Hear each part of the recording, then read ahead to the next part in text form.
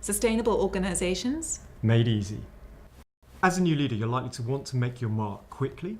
The temptation is to go for a reorg because that's the standard thing of doing. Within the first 3 months, go in, shake up the team. But what we find is that really doesn't drive any fundamental change to performance because you haven't solved the underlying issues.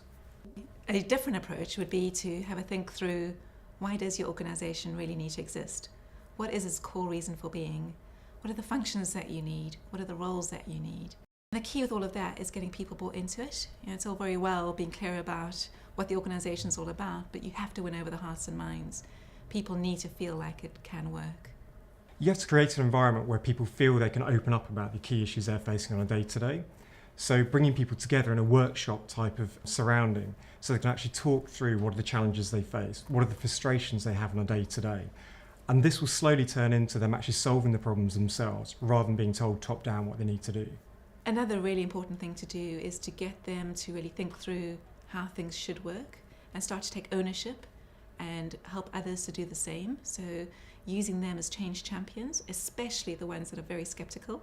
If you can win them over, your change will have a much longer lasting effect. If all you've done is to do a reorg, what you'll typically find is in a couple of years' time, you go back to doing the same thing again. And you get stuck in a vicious cycle of just every couple of years changing the shape of your organisation. So from centralised to decentralised to federated, a shared services model. You're doing all of these things, you're moving people around, you're creating uncertainty with dips in performance each time, but you're not actually improving performance at all because you're not tackling those underlying issues.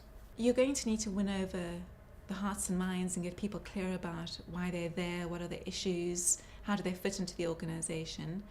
Absolutely, you need to have a clear organisation structure, clear functions, clear roles, people aligned to those roles. All of this is underpinned by our professionalising IT approach. It takes you through a structured set of steps that allows you to really work through what it is your organisation needs to look like. But the key is taking your people on the journey. They need to believe it. What we'd suggest is you actually look at collaboration. No matter what structure you've got, you need to make sure that people can actually work together effectively. The handoffs are clear, the interfaces are clear, and you actually solve those underlying issues rather than just papering over the cracks. And if you do all those things, you'll be delighted to see that you have a sustainable organisation that doesn't need to be changed every few years.